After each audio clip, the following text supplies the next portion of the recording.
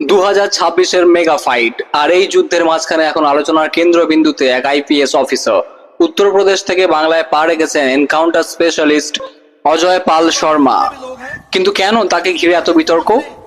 নির্বাচন কমিশন অজয় পাল শর্মাকে অভিষেক বন্দ্যোপাধ্যায়ের গড় হিসেবে পরিচিত ডায়মন্ড হারবারে পুলিশ পর্যবেক্ষক হিসেবে নিয়োগ করেছে। দায়িত্ব নিয়েই তিনি ফলতার তৃণমূল প্রার্থী জাহাঙ্গীর খানের বাড়িতে তল্লাশি চালান এবং হুমকার দেন, যা নিয়ে রাজ্য রাজনীতি তোলপাড়। এই নিয়োগের পর সমাজবাদী পার্টির প্রধান অখিলেশ যাদব একে বিজেপির পরীক্ষিত এজেন্টের চাল বলে উল্লেখ করেছেন। তিনি সাফ জানিয়েছেন, এতে লাভ হবে না, দিদি আছেন, দিদি থাকবেন। কেন তাকে নিয়ে এত বিতর্ক?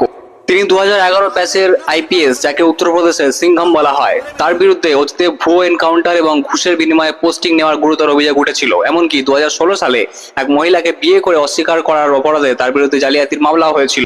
একজন বিতর্কিত আইপিএস এর উপস্থিতি কি বাংলার ভোটের হাওয়া বদলে দেবে, নাকি তৃণমূলের দুর্ভেদ্য দুর্গ অটুট থাকবে?